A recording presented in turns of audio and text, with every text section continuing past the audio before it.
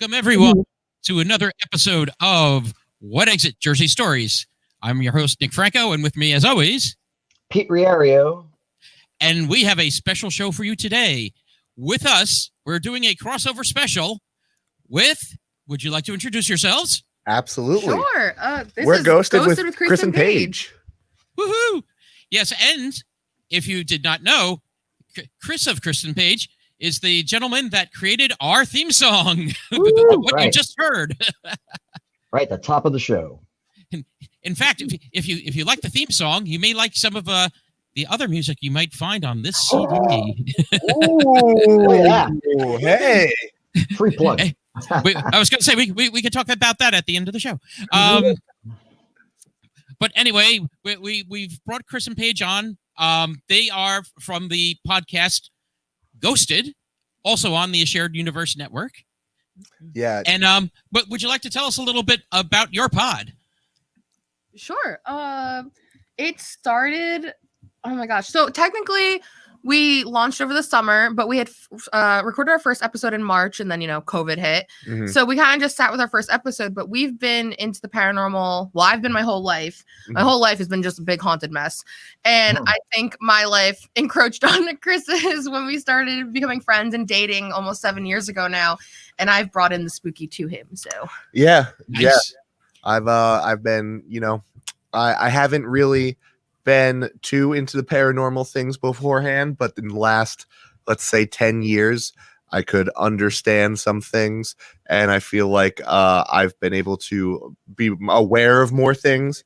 So we decided to, take that hobby and make a little podcast about it, because we love talking to people about it. Yeah. And we've had enough experiences either separate together now that we wanted to hear everyone else's too, because we know so many other people, especially New Jersey's super haunted. There's so many haunted places to go. Like you can't take two steps without hitting a ghost. So Dave has also had an experience with the paranormal. Oh, well, hello, man. Welcome. I just wanted to say I was ghosted once. I thought things were going great, and she just stopped texting me, and it was just, I don't know what happened. I just was telling her I planned on taking over all of Gotham City, and she got really weirded out by that for all. I wonder why.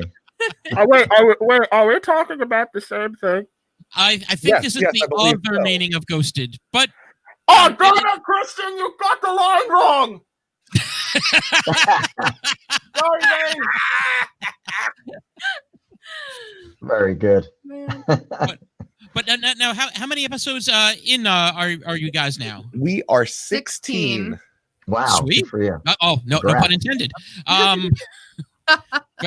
Very cool, though. Very cool. And I was going to say, yeah, we started ours this year as well. Back in when was that, Pete? April, March or April?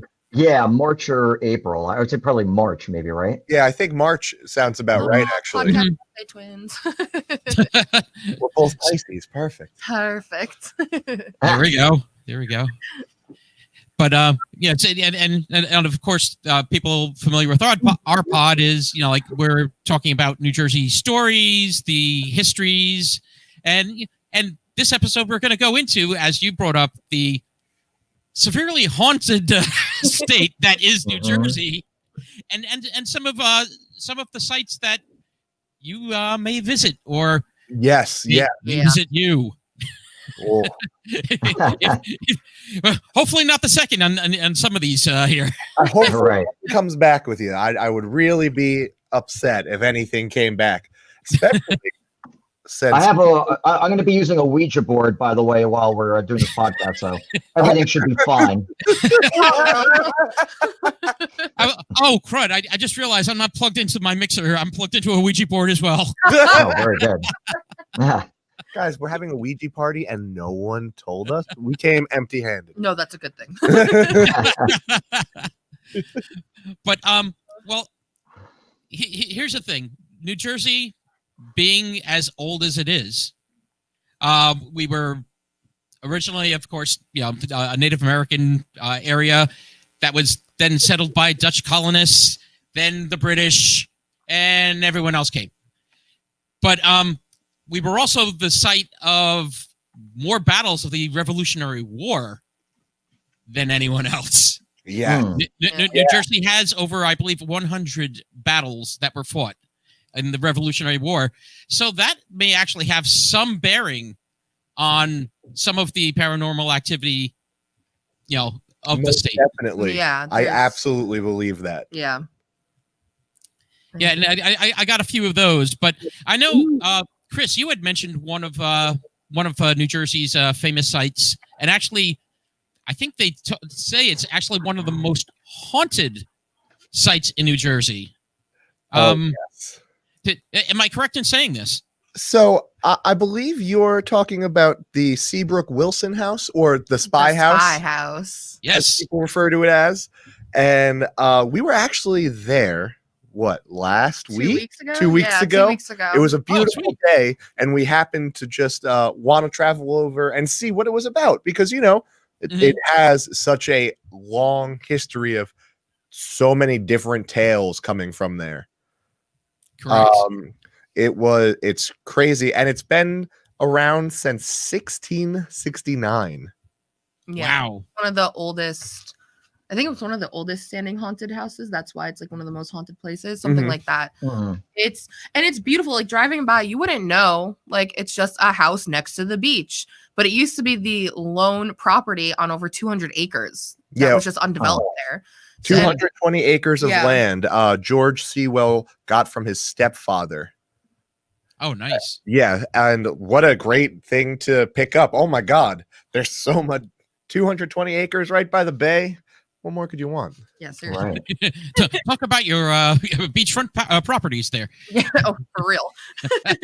Like long walks on the beach, and this house was perfect. Well, Yeah. here's the thing. Why is it called the Spy House? Like I've done some reading on it, but like, what's the reason behind that? Do you know? So from what we've read, it used to be a tavern and like a little tourist spot. And during The White Tavern. Yeah. during I'm bad with facts. During one of the wars, you would have the soldiers coming in, and they would get, like, the bartenders and people would get them really drunk, and they'd start telling all the secrets. And so people from the opposing side would start spying on them and listening in and engaging them in conversation, so they could go back to their generals and colonels and tell them, "Hey, this is what's happening on the other side. Like, we got them liquored up, so let's get ready." Mm-hmm. Yeah, I believe that was primarily, but not only, like during the Revolution. That was one of the big, again, being that we were one of the hot sites of the Revolutionary War. Yeah. Like to have a place like that came in handy for the colonials. Most definitely. And then after that, it became I guess it was just like if you were a tourist to the area, it would be a place to stay and an inn. Yeah, get a meal, get a drink, get a place to sleep. Yeah.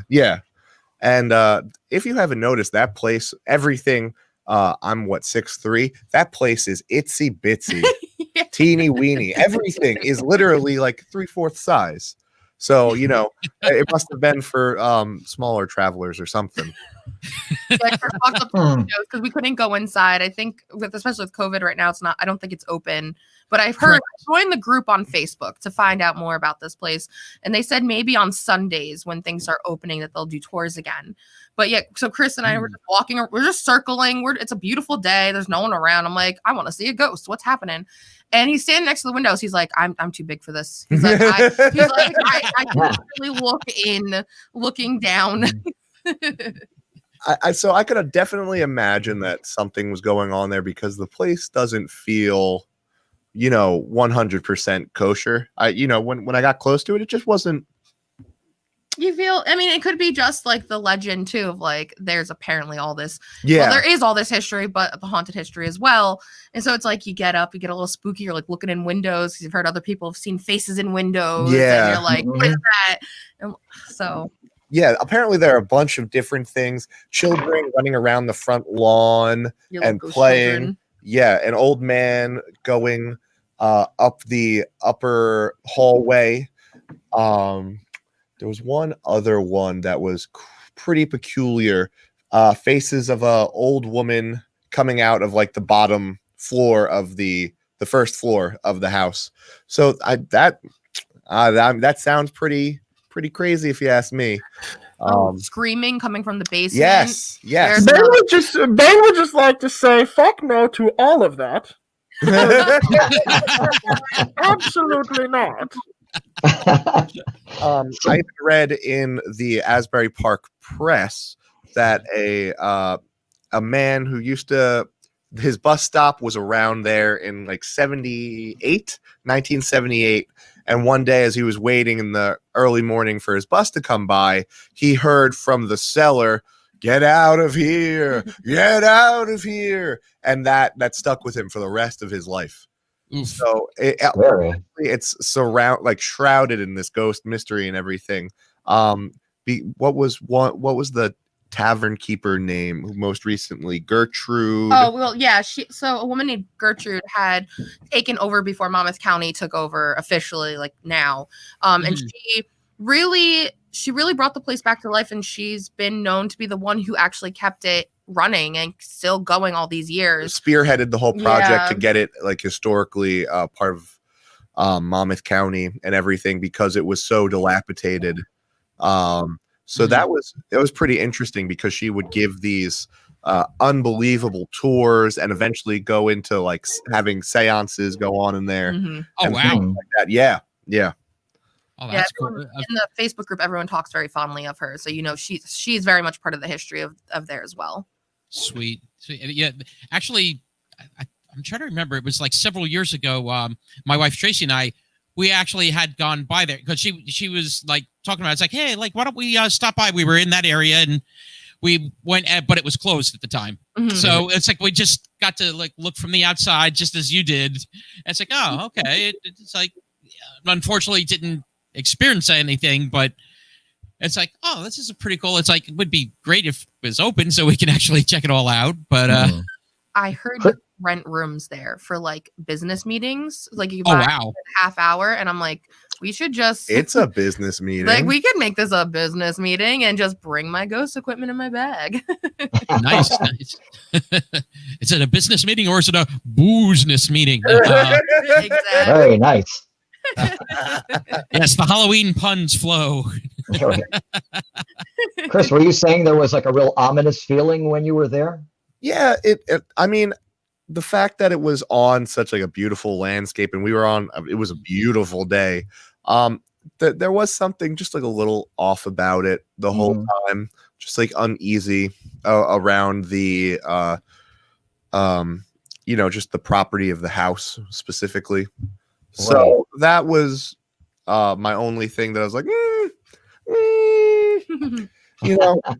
but I felt like that was upon the first like 10, 20 minutes. Yeah. After a while, we were just like, so it's daytime. We're probably not going to see anything. I don't know. Although you never know. Yeah, you're right.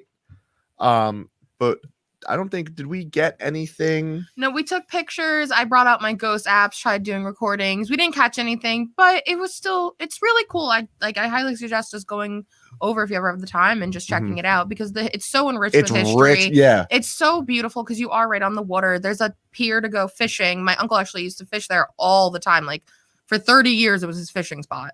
So it's a beautiful place to be. There's picnic benches we sat at and we just hung out and just enjoyed the breeze. So it was really nice. Very nice.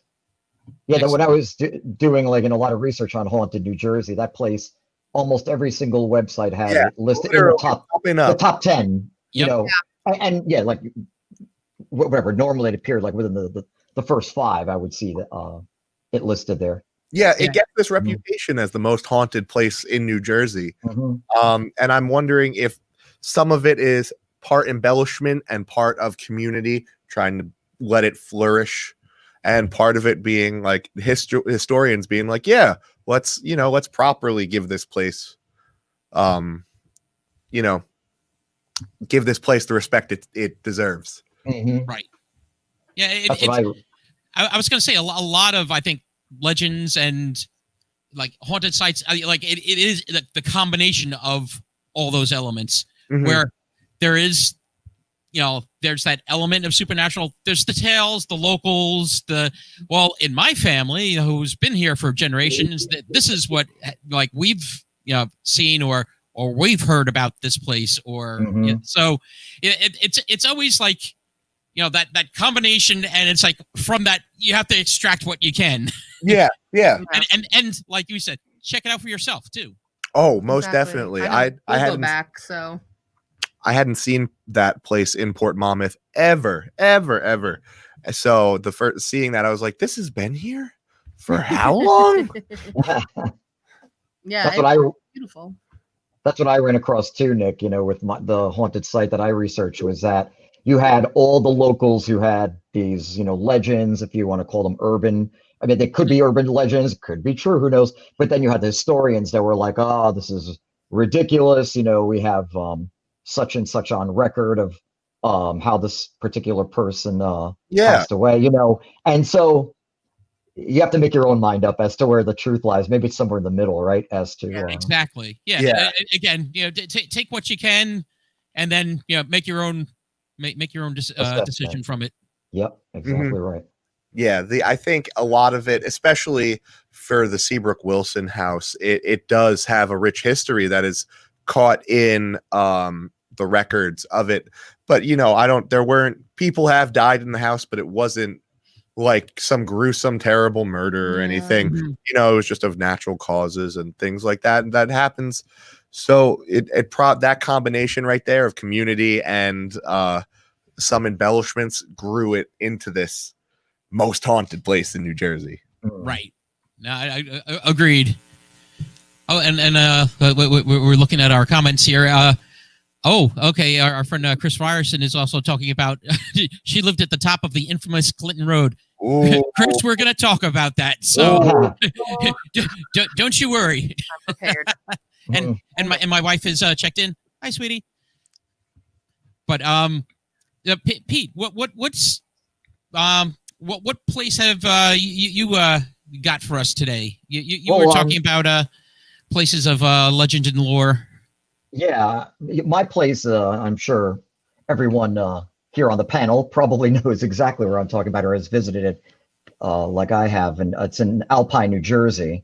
Everyone, I think, in the state of New Jersey, when they think of Alpine, I think like rich celebrities living there. Chris Rock lives there currently, if I'm not mistaken, and I think Eddie Murphy used to live there, but now I think he's out in Beverly Hills. But you've had Mary J. Blige, I think, and some of the other hip hop artists live in Alpine or have homes there. So that's what you think of. But there is a actual tower called Devil's Tower in Alpine, New Jersey. That's very striking. Kind of sticks out like a sore thumb, I would think. It really does. And if you get an opportunity to, go to Google and look at a picture of it, you'll see it looks like something that belongs in, I don't know, the outskirts of Paris or something like that, as opposed to, among the mansions there in Alpine, New Jersey. Mm-hmm. But so to give you some history, it was built in 1910. It was a wealthy Southern plantation owner. He imported sugar. His name was Manuel Rionda. It was known before it was named Devil's Tower. It was known as Rio Vista. Mm-hmm. He built this tower and dedicated it to his wife. Her name was Harriet. She was a wealthy socialite. Now, so the rumor has it that he built it for her to prove his love and give her the ability to get incredible views of the town and the New York City skyline. Now they just, you go to the top of the rock. I was going to say, for those that don't know where Alpine is, it's sort of stuck in the northeastern section of Bergen County. Mm-hmm. Basically, how Jersey does that little lightning bolt type of thing. Yeah. Alpine is the easternmost part of New Jersey. It's that little jut at the northeast. That's Alpine. Yeah, I just have a rough idea of where it is, but you've really pinpointed it there, Nick. Yeah. So actually, when you talk about getting a nice view of the New York City skyline, you are literally going to get a beautiful view of the New York City skyline, because it's also part of like the whole Palisades and that area right there. So you got a nice view. Huh. Incredible. So this tower, it was connected to their home by an underground tunnel. And so the local legend goes that his wife is looking out of the tower and she happens to see Manuel, her husband, with another woman. she becomes completely distraught and jumps from the highest window of the tower. Couple hours later, husband returns, notices, they hasn't heard from her. He searches for her. He finds her broken body at the bottom of the tower. He's beginning to put two and two together as to what happened and realizes that she most likely was up there, saw him, and jumped. So now Manuel would visit the tower, after his wife's passing, and he would hear footsteps following him when he'd enter the tower, and then just unexplained noises echoing through the hallways. And he swore that he'd even hear his wife like sobbing or screaming. And he also felt that there were like these forces that would push him, and the temperature would drop very cold. And so he was convinced that it was his wife haunting him from the grave. So after a couple of years, he decided it was no good to keep the tower open. He closed it down. There was an elevator in there, by the way. That's how she would get to the top for those views. There were no stairs inside Devil's Tower. So that's how they got to the top of there. And he filled in the tunnel that, was adjoined to the house. And so since then, there's, the locals who visit the area, they say they hear strange noises coming from the tower. They can smell perfume that can't be explained logically. And so that's when, like I said, that's when the tower started to get its name of the Devil's Tower, because they felt it was cursed. And now, Nick, have you personally been to Devil's Tower? Or no? I have been to, but again, as like with what Chris and Paige were saying before, I've only been there during the daytime. I've never been there at night. Now, here's the thing with Devil's Tower. It's also in Alpine, one of the most affluent zip codes in the United States. As Pete was talking about, it's like, looking at rap artists, athletes, and these very well-off people. It's a very affluent community, but this tower is literally in the center of a cul-de-sac. Yes, that's right. Right in the middle. Oh, great. And it actually is private property. No. Now, the cul-de-sac itself, you can drive around or walk around it. Yeah, it's just you cannot go to the tower itself. Like get it. Number one, you cannot get in. Right, there's a big gate in front. In fact. Yeah. So you can't. do anything silly there. Right. First of all, if someone was going to, they would have to be Batman, and they would have to have the gun that shoots up and climb it that way. Uh-oh. Oh, no. Are you trying to trigger me? I thought this was a safe space. I don't care about the show anymore. We're sorry, Bane. We're sorry. Oh man, poor Bane. But you were saying there, Pete. Nick. So the husband, he dies in the 50s, and the town had to decide, what to do with the tower. And there's all this scandalous history behind it. And can I just say, this is the part of the story that irks me more than the original tale. Does it? Go on. Yeah. So essentially, all the well-to-dos in the town, they wanted to demolish it. But apparently, and again, this is local legend, perhaps not historical fact, but we're not exactly sure. The construction workers who were in charge of destroying the tower, they fell from the tower or were pushed to their deaths by some mysterious force, and the project was abandoned. So that's and essentially the tower is still there, completely intact as it was. I don't think there's, from my readings, I saw nothing that it was ever renovated. It's exactly as it was when it was built. And so there's folklore that they still can hear Mrs. Rianda screaming in rage, and people saying that they've been pushed by an unseen forces. That's terrifying. And that they people have seen in an apparition in the tower that darts in and out of like the main gate. And so now, Nick, I think this, right? There's that rumor, and I've seen people actually do this, where if you walk backwards around the tower 6 times or drive, whatever you feel like doing, the ghost is supposed it's either 3 or 6. That's the number. the ghost of the wife is supposed to appear before you. And if you go to YouTube, you'll actually see 1 or 2 videos of people doing this. Nothing happens.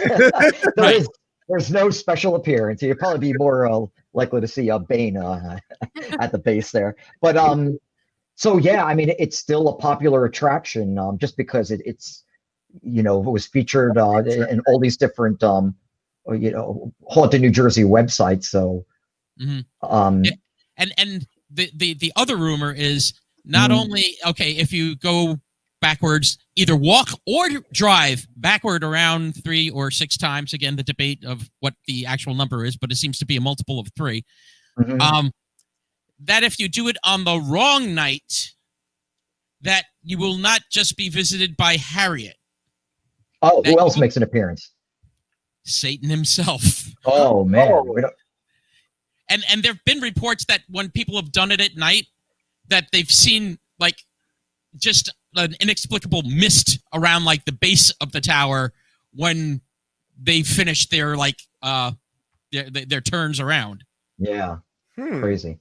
But yeah, I've been there, never seen anything paranormal or supernatural. But I do have to say, in the same way that when I went to Eastern State Penitentiary, not during when it was open. Is there something you're not telling us, Pete? I went for Halloween night, and there was just such this incredible, overwhelming sense of dread. And I felt that too at Devil's Tower the few times that I went at night, that it was just a very strange feeling there. Dude, something even that didn't going feel there right. in the daytime, it gives you just like this odd feeling, like Chris, like you and Paige, like when you guys went to the Seabrook Wilson house. I'm sure you'd still like. It's just something that is not right. Yeah. with the building, with the area, it just gives you an odd vibe. Yeah. And not just a tower in the middle of Alpine, New Jersey, in the middle of a cul-de-sac. Just the fact itself is just bizarre, but it just gives you like a weird feeling. Why the tunnel there? I know it was to connect it to the house, but yeah, like they could have chose any other way, and they were like, "We're gonna dig underground. We're gonna make a right." I don't get that either. Yeah, I don't know now. I don't know if when digging, no pun intended there. If you also saw some of the other rumors that, well, the tower really, its purpose was also going to be a mausoleum for the family. Correct. Yes. Oh, and that may have been. No. Yeah, exactly. No. That is ominous and terrifying, and I don't like that the workers were thrown off. That doesn't help. That's the part that is more like unsettling. It's like the original legend itself is bad enough. Yeah. But and now to contradict like what you were saying also, Pete, like sometimes you find out things that may or may not be. Well, there was a Harriet Rianda that supposedly died in 1922 in New York. But is it the same Harriet Rianda? Right. I don't know. And then the records also show that she died in natural causes. So, it's I don't know. Yeah. I mean, to get at the truth. She fell down. Yeah, right. Exactly. Yeah. Natural causes. Natural causes. But, yeah, so there are some, like oddities to the story, but the fact of when they were trying to dismantle this tower, that multiple construction workers fell to their death, and people were saying that it was as if they were pushed off the tower. Oh God. Yeah, so very strange. That's so weird. Yeah, it's an ominous looking tower right there. It is. Oh yeah. I'd just like to call attention to Chris's comment. The devil must be a busy guy. He has to do all these appearances in New Jersey. He's got a tower, a tree, a hole, a town in Leeds, and an arena in Newark. I'll tell you. Yeah, I was going to say he's booked solid. He's booked solid, and then when people try to go in Clifton and go to the gates of hell, then he's got to be ready to greet them. What's going on there? Yeah. Very funny. But now, Chris and Paige, there's another site, another haunted site you were talking about down in the Jersey Shore area. You were telling me about. Yes, we were looking at the Highlands Twin Lights because there, rumor has it that it not only was it built in was it, I think it was the 1700s or the 1800s. Yeah. There were a few different mysteries surrounding it. Me and Paige went to go visit it. I guess this was also 2 weeks ago. We did a few different trips. We did a lot of things. That was the same day. Yeah, okay. It was the same day, so there we go. And this one didn't have as bad of a feeling because you get this beautiful view of Sandy Hook, the shoreline, New York City, beautiful. And everything. Mm-hmm. But it does have a few mysteries entangled with it.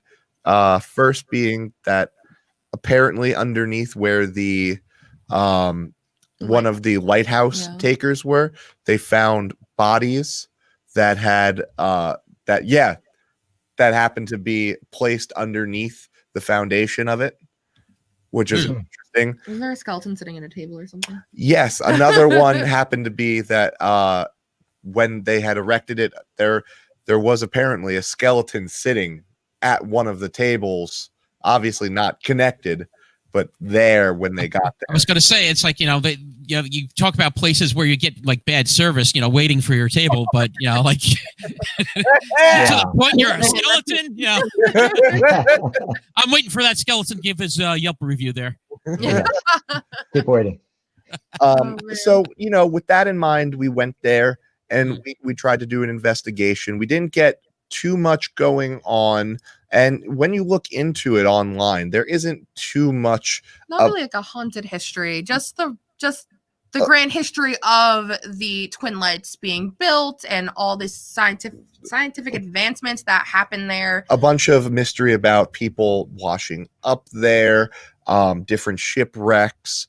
And there is a little museum attached to Twin Lights that has like a bunch of different little factoids that you can go through, different parts of ships that happen to wash up there. And there was one other. The cannonball.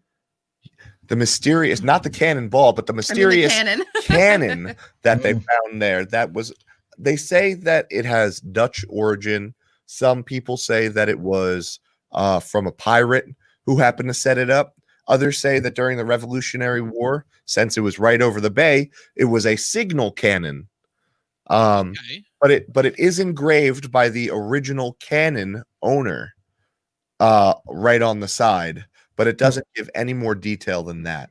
Yeah, it's just at the right when you go there, just right in front, just on the hill, just chilling. We're like, what is this for? Was it like to protect the lighthouse? And then we're Googling, we're like, oh, they don't even know why it was here. Like, that's pretty cool. Yeah, they just happened to find it too when they were working on it. Huh. Well, it's interesting you say about, did it come from a pirate? You know who had a lot of activity in the New Jersey area? Who? Oh, yeah, I was like, I don't. Blackbeard the pirate. Really? What? The pirate himself. And in fact, actually, if you go back to our Pine Barrens episode, there's actually legends of Blackbeard's ghost in the Pine Barrens. Oh. But there are legends also tied to the Jersey Shore area and Blackbeard. So I wonder if that could also be a wild. Wow. Yeah, actually, that might be. Oh no! We're gonna, go running around the lighthouses now. Yeah, right. Where are you? I'm here. I'll talk to you. Oh my gosh! Very, very cool. Very cool. But now, but what I have to ask though, what's the most haunted place in New Jersey that you've been, that you've felt, or that you've experienced? Proprietary House. Yeah. Proprietary House in Perth Amboy. Mm-hmm. Sorry, that one I have a rich history with. My aunt had worked there for years up until her retirement. And I had only found out about it like in high school. I didn't know it was it's like one of the oldest governor houses and like one of I don't know if it's one of the oldest ones in the States or just in New Jersey. But actually, it's not just that, Paige. It's the oldest as far as the last like provincial governor before New Jersey became New Jersey the state. Yes. Wow. Yes. Do you know who that governor was? No. His name was William Franklin. He was the last royal governor of the province of New Jersey. And yes, he was the son of Benjamin Franklin. Oh, on the tour. Like it's all coming back to me now. Yes, we learned this in the tea room. Oh, cool. I was like, wait a minute. I know what you're saying. But yeah, it's definitely easily one of the most haunted places I've ever been to in New Jersey. Mm-hmm. We've gone there. Usually for Halloween, they do a bunch of tours and they'll bring in different paranormal groups or different psychics. And I would go like every weekend, every Halloween with different friends. And one of the most crazy nights, one of the investigative teams had an issue with the staff and they got kicked out. Everyone had to leave. But since they knew me from coming so many times, staff was like, all right, you and your friends can stay. We're going to let the psychic stay. Like, just go investigate by yourself. Just don't go past like the 3rd floor because there's construction. I was having a field day. I mean, there's the story of a little boy who rolls a ball down in the cellar. And I heard a little kid laughing and I was like, no, thank you. That's the devil. I don't know what that is. I don't like, I'm out. My friend actually got locked in the bathroom. She went by herself and it's in the basement. And all I hear is the women's bathroom. And she's like, I can't get out. Someone locked me in. It was like someone was literally holding the door. She was just stuck in there. And another friend of ours too was stuck in the bathroom as well at a separate occasion. And then I remember, so the staircase that leads all the way, I think it's like 4 or 5 floors. You look up and I would see what looked like little children looking down at me. I just saw little hands and little eyes peering over the railing. And I remember, I think it was psychic Jane Doherty. I think she was the one who was there. And I was just like, does anyone else see this? And she's like, the children. And I'm like, yes. Okay. Crazy. It's not just me. Okay. Validation. But like, wow. I remember too, they have a gift shop and we were all in the tea room, or not the tea room. We're all in like the downstairs cellar. Yeah. And we're just hanging out. We hear a bell ringing. And all of us are like, everyone who's in this building is here. What is that? We go around looking in all the rooms, come back, no one can find anything. It happens again. I walk to the gift shop. It is a tiny little glass Tweety bird bell. And I just had caught it just slightly moving. I bought it and I took it home.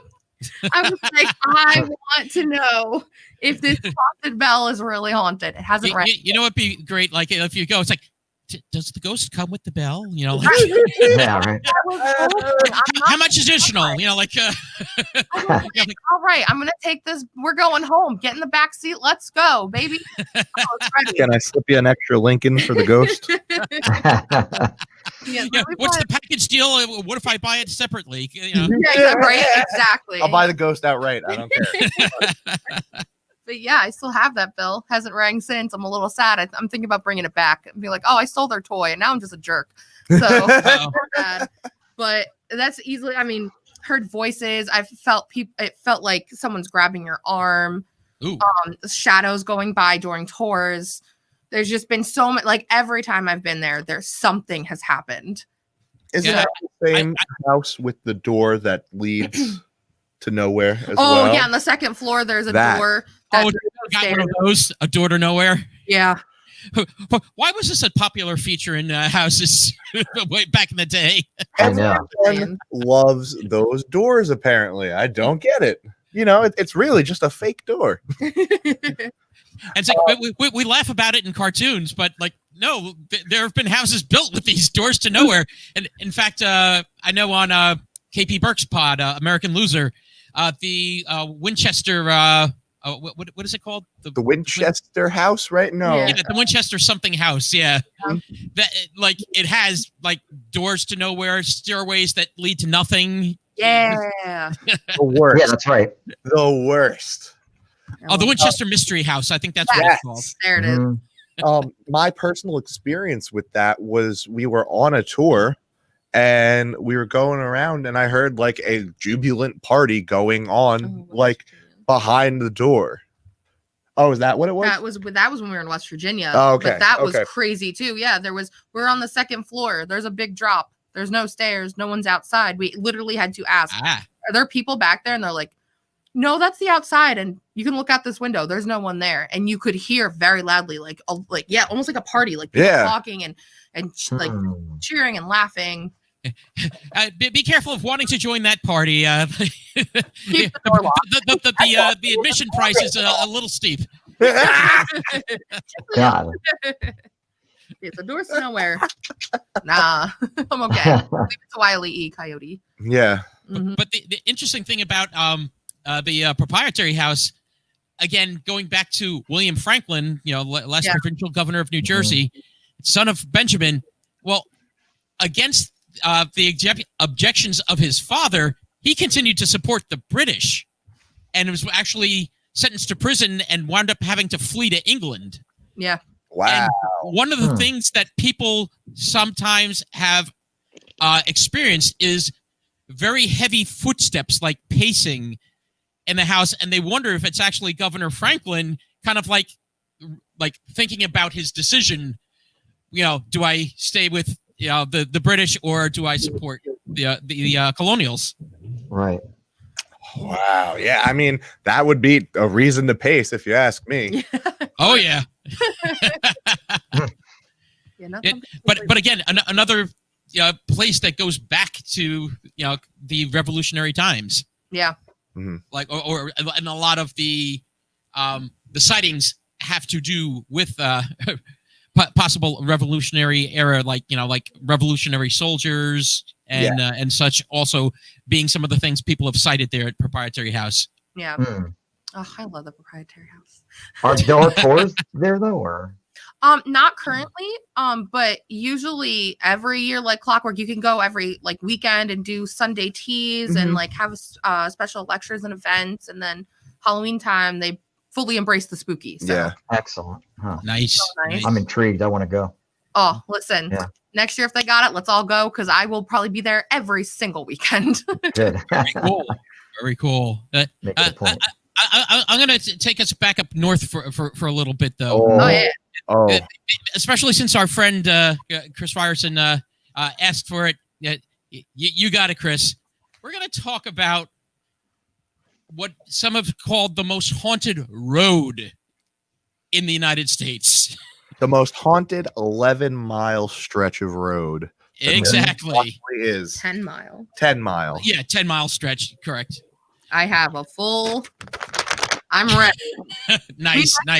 Last night, in preparation for this, we went there at. Oh wow! Nice. 12:30. Yeah, 12:30. So midnight. Oh, let me tell you. I'll agree. I will agree. I think it really is one of the most haunted roads in America. Yeah, it has, I think, some of the most bizarre and just most legends that I've when I was looking through the different haunted areas of New Jersey. Apparently congregating at Clinton Road. Exactly. Yeah, there's a lot going on there. Yeah, the first spooky thing happens when you start going north on Clinton Road and have to stop at the traffic light by Route 23 because that is the longest traffic light in the United States. You have 8 seconds to cross the highway, and then you have to wait 2 minutes and 15 seconds till it's green again. It feels like an eternity. I think last night I was like, why is this light taking forever? And we were there almost 5 minutes. Yeah. We were the only car, and I'm like, come on already. I was like, I'm about to blow this light. Like, come on. Which is the scary thing. Don't blow the light because, again, Route 23, it may look like, okay, no one's coming. But you have a few lanes of traffic that people just zoom on by. Yeah. That's why we stayed put. Was Church from Pet Cemetery crossing that street? That road, sorry. Go ahead. Nice. Quick aside, real quick, by the way. Yeah. When I went to Maine and I went to the house where I drove by the house where Stephen King wrote Pet Cemetery. There's in Bangor, and that's their cat was killed on that road. But it reminded me of what you were saying. Like I could see how their cat was killed because people driving 55 miles an hour on this road, and trucks like barreling down there. So in other words, I see how it ended up, ending up in the book, because that road is nuts. I mean, yeah. Okay, carry on. Okay, my wayward son. The first tale of Clinton Road is the tale of the boy who was riding his bike along Clinton Road with his dog when a car came by. They were near what's called the Dead Man's Curve of right by the Clinton Reservoir, and the boy was hit and thrown off the bridge there, and he hit the rocks below. By the time police got down to him, he had already passed. And the story goes also that the dog was still protecting the boy at that point. So when the police actually got close to him, the dog became extremely aggressive, and the police wound up shooting it. So there's a double legend here going on. So the first legend with this boy is that if you come to Dead Man's Curve on Clinton Road and you stop at the bridge, you throw a coin over and call down to him, I believe the coin's going to be thrown right back at you. We marked up a quarter, a nice quarter, gave it the good old red shine. Yeah. And we went there. We walked. Now, luckily, because we were all pretty terrified, there were other people there. We weren't the only ones. We were okay, but it was us, New York City, and Maryland who had all convened at the site. One guy in the car was like, "We just drove 3 hours to get here." So we walk over to the bridge, and you can hear the brook just babbling down below across the rocks. And I was like, "I hate this," but I chucked that coin, and then Paige scurried off. I ran. I was like, here you go, Tommy. I heard the little boy's name was Tommy. Tommy. So I was like, here you go. Here's a quarter. And then I bolted. I was like, I'm out. I was like, and I heard the of the quarter, and I was like, all right, it's in water. If it comes back, it better be wet. Wet or maybe some ectoplasm or something along those lines. But it was so unbelievably nerve-wracking, regardless, just because when you look out into like the woods there at night, at midnight, your eyes have to be playing tricks on you at some point, because it looks like things are staring back at you. Yeah. Regardless. Just things are out there. Yeah. That's the feeling when you're in that area. One of the people who had stopped had said they just saw a large mountain cat in one of the darker parts of the woods it like popped its head out and was looking at them, and they all like got near their car, and they're like, what do we do if it comes at us? So if we saw a mountain cat, what's like the proper thing to do? And we were just like, leave. You go.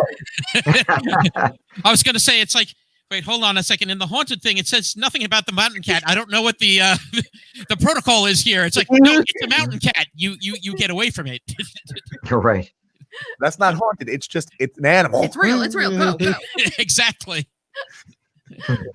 But now, one of the other legends with the bridge there, that if you lean over, that you may also get pushed over.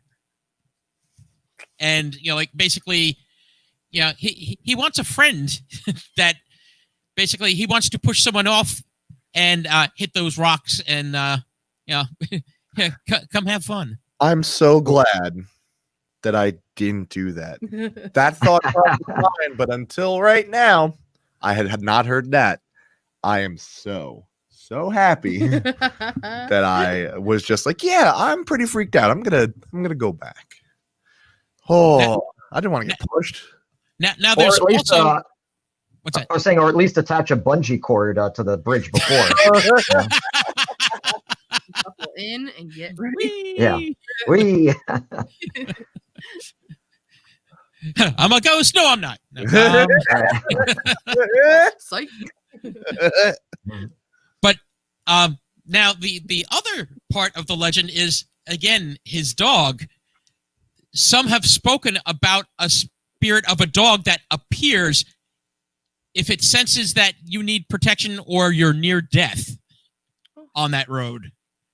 And there's also been reports of a dog that will chase your car down Clinton Road, but there's a little weirdness to it because its feet aren't touching the ground. Oh, wow. No. So people have been basically chased down that road by basically like a hellhound. So I wouldn't. Yeah. Hellhounds, mountain cats. We actually I was reading that there was an old jungle habitat that closed around there in the 70s. yes, People are like, some of the animals got released into the wild in the woods of Clinton Road, and they must have survived and crossbred and have all these crazy things now. yes, there have been very many weird animal sightings, and people think it is the remnants of jungle habitat from the 70s. Oh my god. Ugh. Wow. No, thank you. I saw trails on the side of the road and everything. I was like, I want to go investigate that way. And everyone's like, let's not. I was like, I'm driving. Let's not. Thank you. Now, you see, now here's the weird thing also. You got out at the Dead Man's Curve. There are other legends associated with that area. Well, number one, it's a very sharp freaking turn there. The Dead Man's Curve. Yeah, it is. Yes, it is. Well, the besides that being dangerous, there are tales of like off, like into the woods there, right by the Dead Man's Curve. There are rituals happening. So yeah, you were brave to go out of your car. Yeah, I was convinced we were not. Like, because when we first went down the road, because we did the whole thing, there was no one else there. There was a car behind us that okay. So until I was reading up more on legends earlier today about Clinton Road, because we just kind of went in blind last night. There's a car behind us that disappeared. And I thought it must have just turned around. But now that I'm reading that you can get chased by some of this. We did see a car on the side of the road with its hazards on. And when we went, when we went past it again, it was gone. I didn't hear any engine noise. We really weren't so we were all screaming the whole time. I was like, I'm not getting out of this car. We are just going up and down once, and then we're going home. And then I saw everyone, like 3 cars pulled over on the side of the road, everyone being on the bridge. I'm like, oh, it's not as scary if other people are here. And so our friends in the back seat are like, do not get out. I throw the car and park. I'm like, I'm going to go hand out business cards. I'm going to go throw a quarter. I'm going to go out. And then you realize you're standing on a very dangerous road in the dark at midnight. Exactly. That's one of the other dangers there. It's like, well, hold on. This is kind of dangerous just to be out here by this. Yeah, I actually, when I ran away from Chris, I stopped. I looked back at him, and I just had this overwhelming sense of dread that nothing like spooky was going to get us, but something bad was going to happen. Like when you get so afraid your like legs don't work. I literally was stopped in the middle of the road and I could not move anymore. And I was like, we have to leave right now. I was like, there's just something telling me if we don't pull away right now, we are going to see something or like witness something bad. And I was like, there's so many kids. There's a bunch of teenagers, like they're all taking pictures in the middle of the road. They're all excited. I'm like, this is great, but someone's going to get hit. And I was like, we need to leave now because I'm not trying to witness anything traumatic. Yeah. So I was like, Christopher, get back here. And the worst part is the actual bend, there is a very fresh memorial of someone who had hit that, like one of the trees right there. Yeah. Flowers are still there and everything. Yeah, still fresh flowers and everything. And I was like, that's not promising. Not good. No, frightening. Now, while you were traveling, did you get tailgated by a black pickup? Because that's one of the other legends there that basically from out of nowhere, like you'll start to get tailgated by this black pickup truck that comes out of nowhere and starts flashing its headlights at you. And then as quickly as it happens, it goes away. Well, yeah, that was the thing. The first car that came up behind us and disappeared, it was all I saw were headlights. I couldn't tell I didn't think it was a truck. I was like, there was this weird car. They're just like kind of on top of us. And so I kind of sped up a little and then they were just gone. And I was like, oh, they must have just like logic. They must have just turned around. And then I see all like these stories of cars following you in trucks. And I'm like, I don't know what happened. I'm not gonna debunk this or not debunk this. I don't know if I can debunk this. Yeah. You know, it was definitely one of the more spooky things in New Jersey. We even read that apparently out on one of the trails is what was supposedly a druidic sacrifice area, practice area. But is that the one that is actually the old Clinton Ironworks? Yes. Yeah. It looks like it should be some kind of druidic temple, but it's actually from the 1800s. It's an old ironworks. Yeah, it's actually like a historical piece of the whole town. But people were just like, nope, no, they do rituals over there.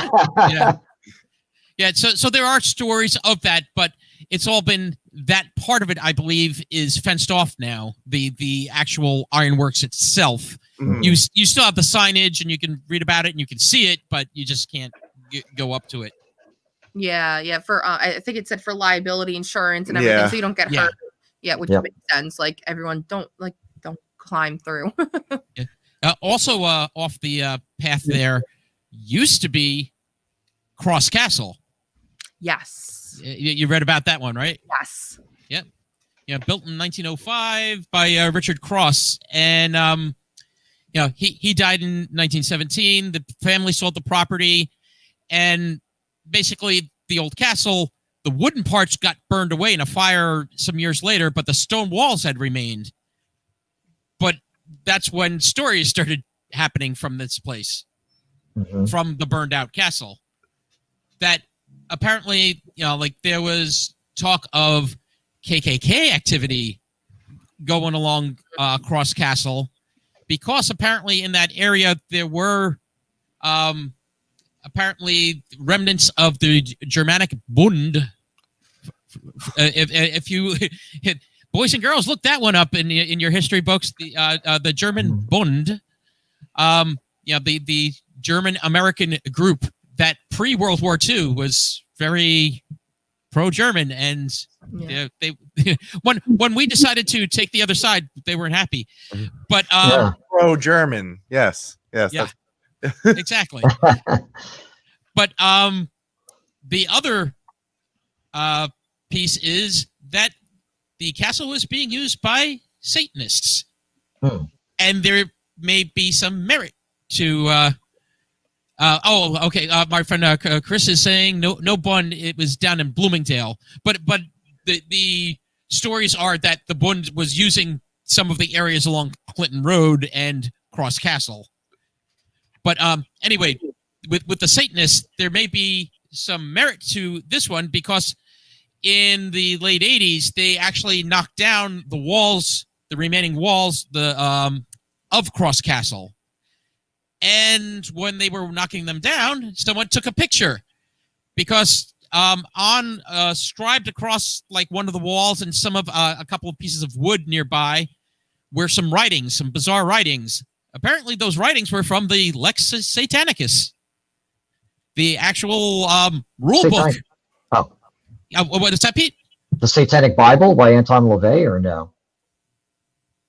I'm sorry, what's that? Was it the Satanic Bible by Anton LaVey? Or yes, exactly. Okay. Yes, yes. Basically, the Bible, the rule book for Satanists. So there may be some merit to that. They may have been there, there was writing there, but our friend Chris is also saying that the castle was also used by many drunk teens. Yes. She has a photo that is Cross Castle, actually. I got to take a look at her page. Another legend goes that, like if you see animal carcasses in the road, do not stop. That is basically someone trying to lure you out of your car to move the carcass. Oh. No. Yeah, I'm not getting out. No. Nope. There have been talks of wolves with red and yellowish eyes hunting through the woods there. But here's my last tale of Clinton Road. This is one of the scariest. In 1983, a cyclist was traveling down the road, and he saw flying in and out of the woods a lot of large birds, which is kind of weird, the way they were just kind of like coming in and out of this one area. That's not a normal thing for some of these large birds, because he realized they were actually turkey vultures. And he went over to the area where they were going and found a large bag. And in the bag was a human body. Oh, God. Yes. The cyclists basically flagged down eventually a policeman. And what was really strange about this body was it was a previously frozen body. This was one of the victims of, if you've ever heard of, the New Jersey killer named the Iceman, Richard Kuklinski. This was one of his victims that he had left out and made a mistake. Now, Kuklinski was actually a mob hitman from Dumont, up here in Bergen County.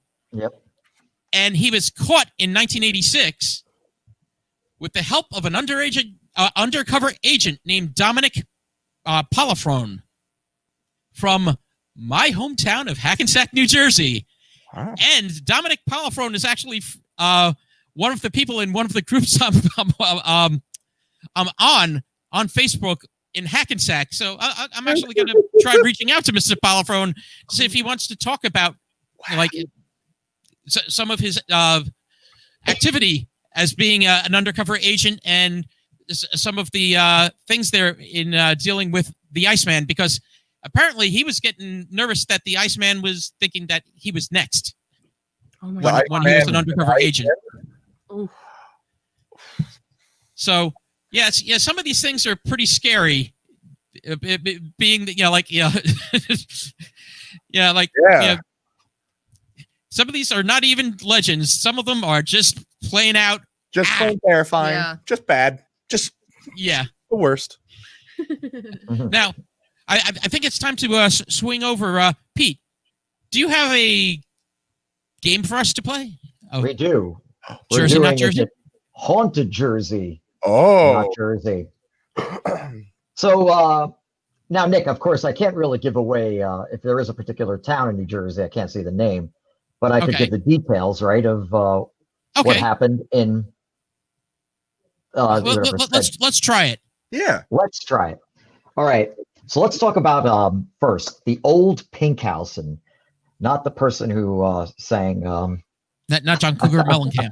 Not the person who sang "Get This Party Started." So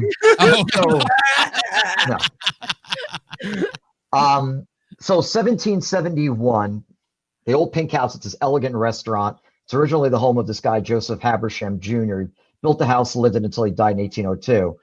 So the most often seen apparition in this house is Habersham himself. He's supposed to appear mostly between October and March. Others have seen a man dressed in revolutionary style clothing sitting at the end of the bar, only to disappear when people turn their back on him. Now, this should sound familiar. The ghosts of children are said to have locked patrons in the downstairs bathroom. And waitresses at the restaurant encourage guests to use the upstairs restroom. So is the old Pink House in New Jersey or not in New Jersey? This haunted restaurant. I'm gonna go out on a limb and say not New Jersey. Yeah, I think not New Jersey, because I haven't heard of this. I'm actually going to say this is a New Jersey. Maybe it's something like the name changed or something. But because you're saying it's revolutionary, and that in itself kind of gives a little credence again with our revolutionary history here in Jersey. Right. Well, Nick, unfortunately, you are incorrect. Oh. So Chris and Paige are right. It's in Savannah, Georgia. Oh. The old Pink House. Georgia. Oh. So let's move on now to Allaire Village. I'll just say the name of the place. It's a historic village. It was initially on an Indian ceremonial ground prior to 1650. This philanthropist, James Allaire, purchased the facility in 1822, turns it into a self-contained community for workers and their families. And now there have been accounts of people hearing sobbing from the inside of the founder's former home, and a tall figure has been seen dressed in funeral attire and top hat on the premises. Now, is this in New Jersey or not in New Jersey? In New Jersey. Yeah, I'm gonna go with in New Jersey. I'm going with the group. And the group is correct. Farmingdale, New Jersey. Oh, Fun nice. fact, I got scratched there. We went on a weird New Jersey adventure. It was pitch dark. We just pulled in not 5 feet into the entrance, and our friend was driving, and we all got freaked out. We all got not even 5 feet in, and I was like, I don't feel good. Everyone's like, we need to leave. We booked it out of there, and my arm is cold and wet. I look down and I'm bleeding, and I know you can't really see it. I still have the scar from 4 weeks ago. It's a little scar, or more than 4 weeks ago. This was the summer, so months ago. Yeah. And it's still just a little scar in my arm. Yeah, I forgot. We went right up to the entrance and we looked down the path and we were like, absolutely not. Yeah, no, it was out of nowhere. All of a sudden, I just had a scratch, and I was like, why am I bleeding? And then as soon as we got out of there and we were back on the normal road, I felt fine again. But yeah, it's still there. Wow. I got to make visits to some of these places now. Yeah. It's on my to-do list. Mm-hmm. All right. So let's discuss about the Emlyn Physic estate. This was built in 1879. Dr. Emlyn Physic. After Emlyn, his mother and sister all passed on, no other families lasted very long in this house. The noises, unexplained occurrences eventually scared them away. Now, during ghost tours, visitors have reported being touched, and some have seen a woman in vintage clothing wandering through the historic home. And there's even an audio recording that the museum's management has provided, where in one of the 18 rooms, the mansion captured the disembodied voice of a child. Ooh. So is this in New Jersey or not in New Jersey? Ooh. I think I'm gonna say in New Jersey. Yeah, something. Actually, I'm gonna go different. I'm gonna say not in New Jersey. Okay. I think I'm going with Paige on this one. I don't know if this one is Jersey. So the answer is it's right in this sentence. It's known as Cape May's original haunted house. So it is in New Jersey. Good job. Nice. Road trip, right? Yeah, for real. I haven't been to Cape May. I want to go. Yeah. I want to go investigate. All right. Now let's do the Belmont Inn. So since 1903, this historic hotel has 2 resident ghosts, Abraham and an unnamed Scotsman. And so the pair have been sighted, but always separately. So Abraham's on the ground floor. The Scotsmans they've seen on the main staircase. Now, their hijinks include knocking on guests' door in the dead of night, rearranging objects, and breaking glasses. So Belmont Inn, where is that? In New Jersey or not in New Jersey? I want to say not, because I feel like I just looked this up when we were trying to go on haunted places for Halloween. I'm going to say not as well. I'm going to say it's probably New York or something. I'll go not. I'll go. Yeah, I'll join the group. All right, everyone's a winner. Woo! Hey! It's Abbeville, I guess, South Carolina, or Abbeville. Okay. Abbeville. There we go. What do you think? One or two more? Why don't you give it one more, and then I got it. An additional game for us. All right. So we can fly through it very quickly. Here's an interesting one because it's a cinema, the Strand Cinema. So this opened in November 1929. Seating capacity was 1,000 people for one theater. Wow. Now, some employees had experienced power tools that had been unplugged, working on their own and shocking them. Oh. Other individuals report that a ghost or ghosts, or these ghosts like to smear paint on the walls of the building. These ghostly figures have smeared handprints all over the theater screens. And one employee said that he went to the basement to fetch some ice. He felt overcome by a spirit and was stuck frozen on the steps for a long while before she was allowed to move. Papers fly off desks, markers tossed around, as well as strange sounds in the balconies and basement, or other odd occurrences in the Strand Cinema. So is this in New Jersey or not in New Jersey? strange cinema. Ghosts sound feisty, so I'm going to say in New Jersey. I'm going to say not in Jersey. These ghosts might be a little classy. I feel I've actually heard about this place, and I'm trying to think of where I've heard it. And being that I've been researching more Jersey places, I'm going to say Jersey. Well, we have one winner, I believe, who said not in New Jersey, and that'd be Chris again. Yeah, exactly, and it's Skowhegan, Maine. Maine, where the okay. Cinema lies. Yep. Okay. Nick, I think you're up then. Okay. Let's and conclude for Jersey Not Jersey Part 2, let's do a little fun with some Jersey Not Jersey horror movies. Oh, boy. Okay. You're not going to say Friday the 13th, are you? Yeah, we'll start with that. Friday the 13th. Right, Jersey Not Jersey. This is kind of like the easy one, I think, for most people. It's definitely not Jersey. I don't know. I'm bad. I'm bad with horror movies. I haven't seen many. You guys are saying not Jersey? Say not, because I don't know.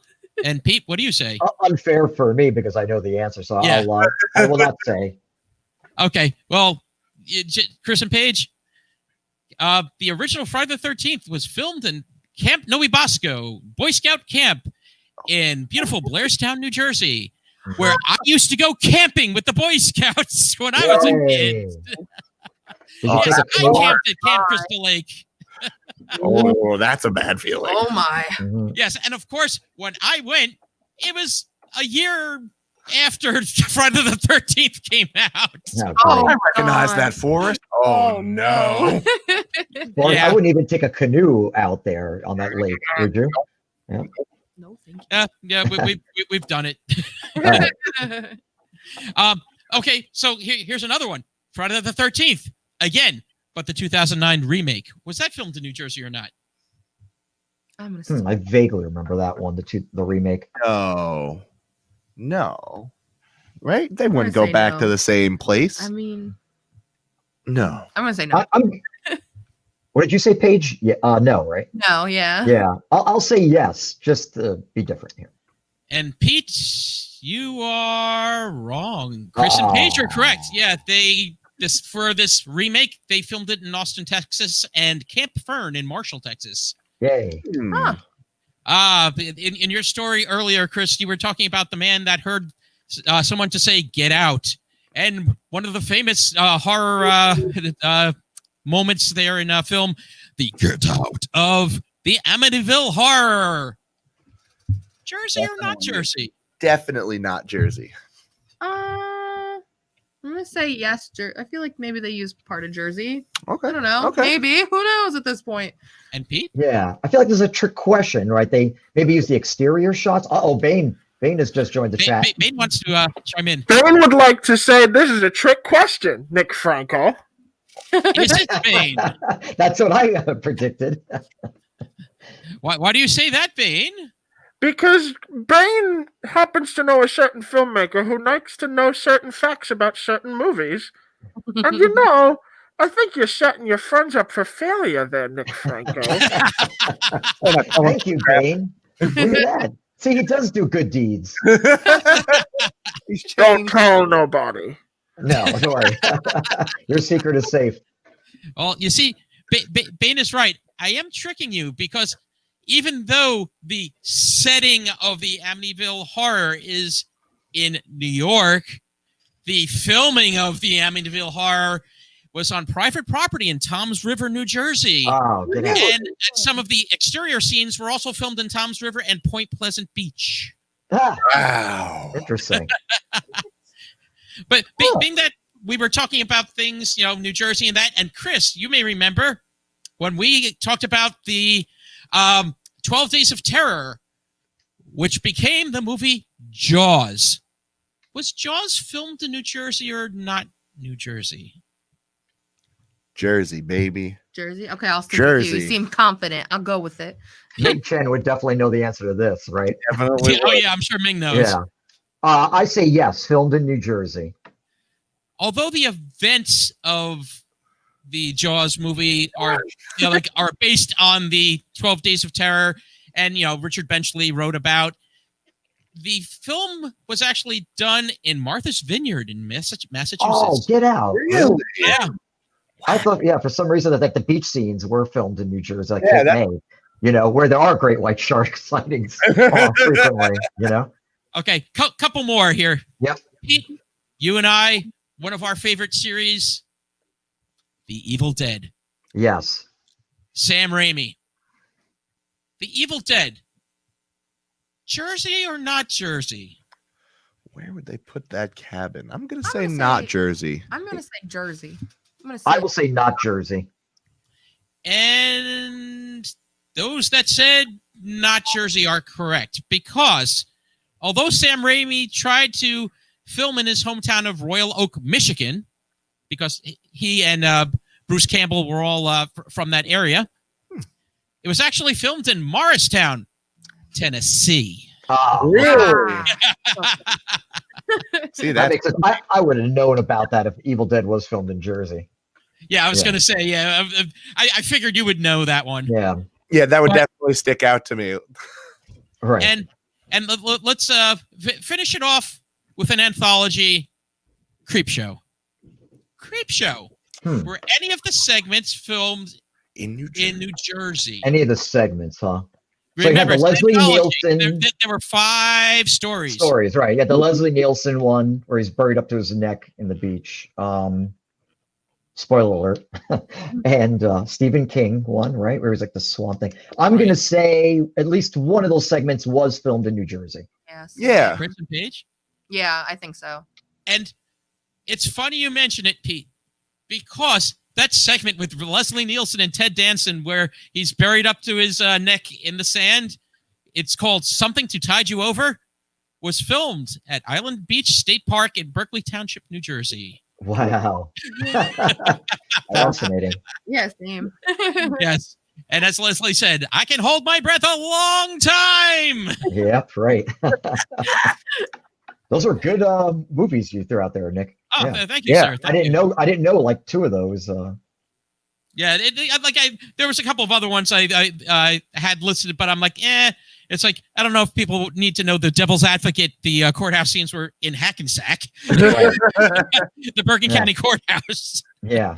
Oh my God. But yeah, because that one's not necessarily like a regular horror. That's kind of like thriller thing. Al Pacino, Keanu Reeves.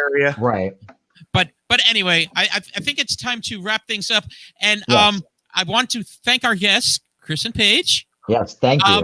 If people want to check out your pod, Ghosted with Chris and Paige, how can they find you? We are on any and every podcast platform there is: YouTube, Spotify, Apple, iHeartRadio, iHeart, Podbean, etc. We're on Instagram, Ghosted WCP. You can email us, ghostedwithchrisanpage@gmail.com for any questions. And then our Twitter is at GWCP _podcast. Yeah. Great. Excellent. And also, Chris, you have a band called Serious Matters. If you guys are interested, I have a band called Serious Matters. We've been releasing playthroughs of our brand new album on guitar for the last 10 weeks. So there's a whole playlist of new things that you can go watch and see and maybe learn a thing or two.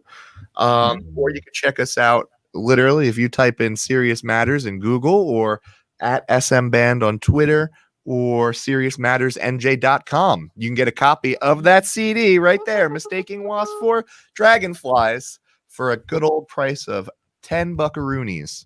And it is an awesome album. I highly suggest it. So everyone, go out and buy this. Thank you. Fantastic. And support Serious Matters, and hopefully once things get back to whatever is called normal, we can all see you live. Right? Yeah. That's what I hope for. I just want to go out and play some tunes. Yeah, right. And both What Exit Jersey Stories and Ghosted with Chris and Paige can also be found as part of the A Shared Universe Network. So if you'd like to start your own podcast, please go to a shared universe podcast studio in Eatontown, New Jersey, or you can do like what we're doing right now and doing a virtual pod. They will help you if you've never done it before you know it, you will have your own pod. Yep. I will literally baby you until you get it. I will make sure you are running. Yes, because for all those that are watching, Chris and Paige are at a shared universe podcast studio. I'd recognize that room anywhere. Yeah. Good time. So, and if you want to contact us, we are, what is it? Oh yeah. What exit podcast at gmail.com. You can find us on Twitter at exit what? And I'm trying to think, is there any other place they can find us, Pete? Instagram? I don't think we started one yet. We have to start one. All right. Well, all right. Get on that this week. Yes. But if you have anything you'd like to say, please reach out. Reach out to us. Reach out to Chris and Paige on their pod. Please listen to Ghosted. And for What Exit Jersey Stories, I have been Nick Franco. I'm Pete Riario. And we've been Ghosted with Chris and Paige. Yeah. Thank you, everyone. Be safe. Take care. Thank you. Take care. See you, Chris and Paige. Thanks for stopping by. Thanks for having us. We really love